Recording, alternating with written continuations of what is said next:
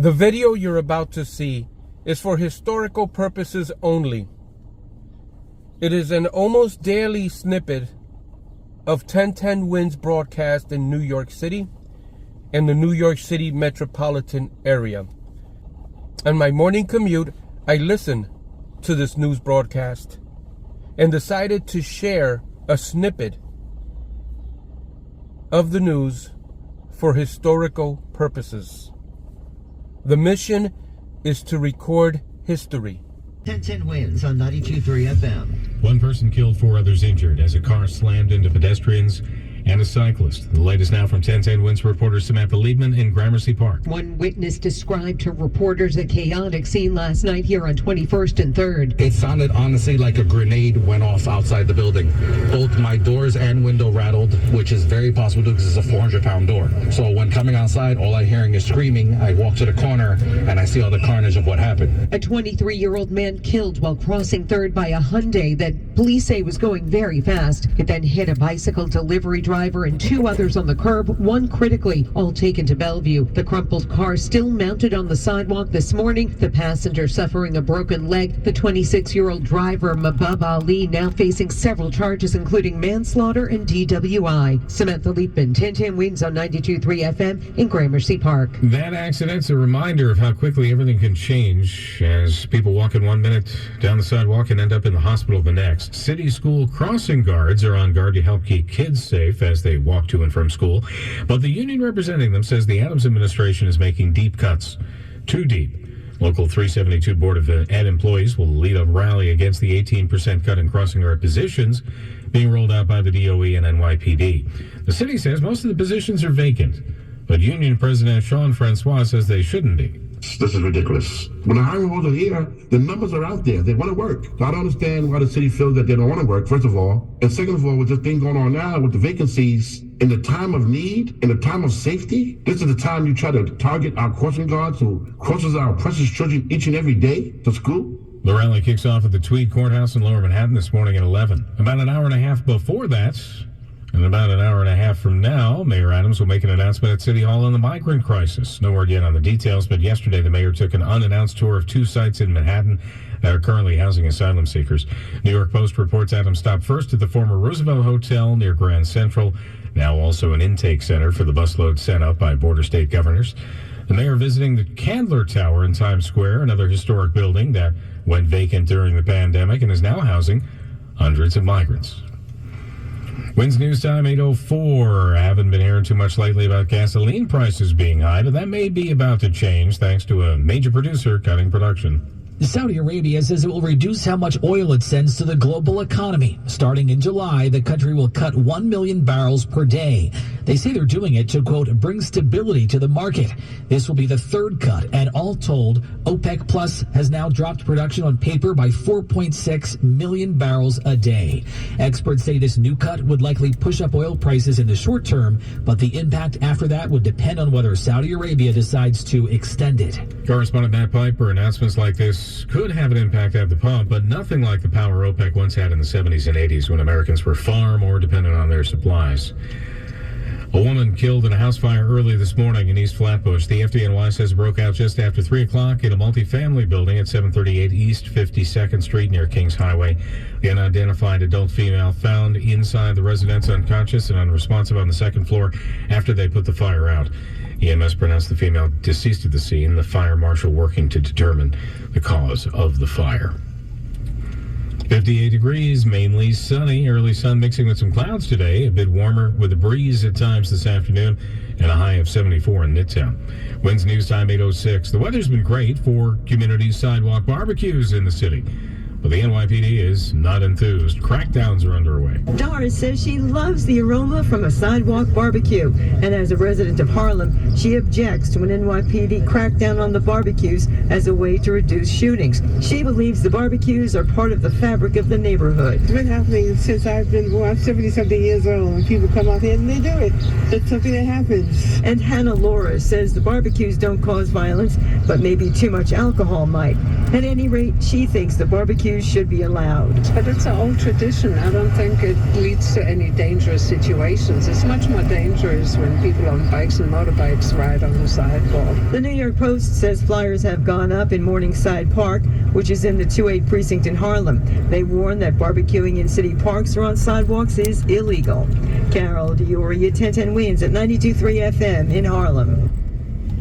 Over 50,000 people turned out Sunday for the city's second largest Pride March in Jackson Heights. 75th Street shut down for the festivities. We spoke to LGBT Network President David Kilnick about the event. The New Queens Pride Parade is the most diverse Pride Parade that we see in our region. You know, first of all, it's home to the birthplace of the LGBT movement in Jackson Heights. We also have the largest transgender hub in the Western Hemisphere in Jackson Heights, and Queens is the most diverse borough in the entire world. Pride events are underway all month, including the larger NYC Pride March in Manhattan ahead on June 25th. Kicking off today, the New York City's Senior Games. I know the seniors are very happy with Senior Games. They are very excited. They look forward to it.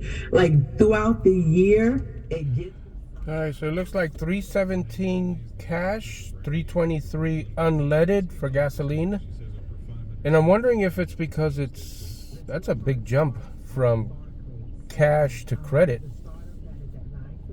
6 cents more, not too much.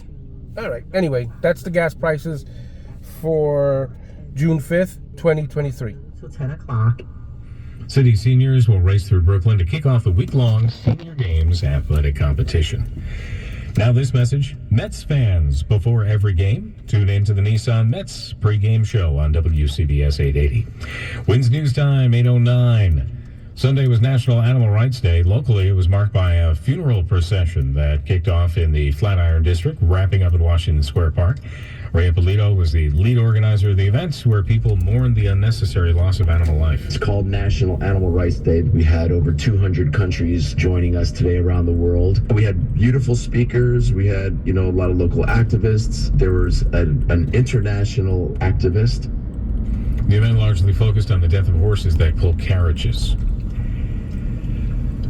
Don't call it Google Glass. Apple expected to unveil its long-rumored XR headset, as well as other tech devices, at its annual developers conference today. The star of the show is expected to be a pair of goggles, perhaps called Reality Pro, according to leaks, that could be game-changing technology. But the XR headset that toggles between totally virtual or augmented options comes with a hefty price tag that could be in the $3,000 range. Apple CEO Tim Cook has touted augmented reality as technology's next quantum leap.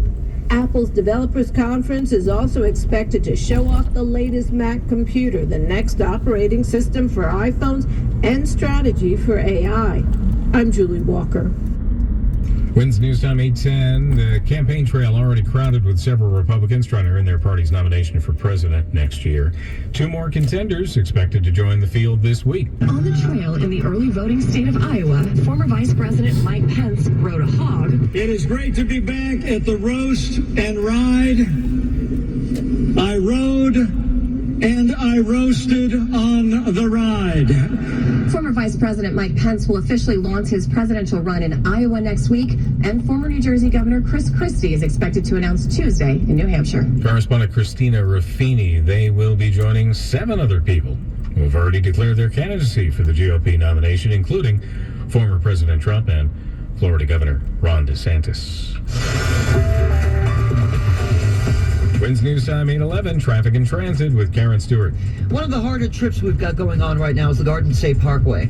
You guys are suffering. I feel you. Southbound Garden State at 138 in Kenilworth, we've got an overturned vehicle. We've got the left and centers closed on the southbound Parkway at 138. We've got heavy rubbernecking on the northbound side, and we really are a mess between East Orange and Island traveling on the Garden State Parkway in either direction. So that's what we're dealing with on the Parkway right now. Now over at the Hudson River, However, it's just as bad. As we check what you need to know about the bridges and tunnels, about 75 to 90 minutes inbound for the George Upper, 60 for the lower an hour. The inbound Lincoln is close to it with a 50 to 55 minute wait, and the inbound Holland has got about a 45-minute delay. Now, the outbound Holland has got a disabled vehicle. We've got one lane blocked. We've got a tip caller into the 1010 Winds traffic tip line saying it's blocking one lane right at the end as you exit for into New Jersey at the outbound side of the Holland Tunnel, right at the end of the Holland Tunnel at Jersey City there. Now, if you're traveling the Whitestone Expressway, good for you. Southbound to College Point Boulevard, that disabled vehicle's gone.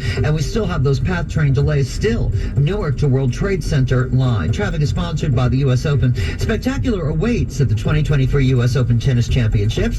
See the biggest tennis stars on the sport's biggest stage from August 28th through September 10th. Tickets on sale today at 9 a.m. at usopen.org. I'm Karen Stewart, 1010 Winds on 92.3 FM. Thank you guys for commuting with me to work every morning. I know that this commute can be pretty boring. The video itself may not be very entertaining, but remember, we're not doing this for our own entertainment. We're doing this for future generations to look back and listen to a small clip of what was going on that particular day. We'll see you on the next news video.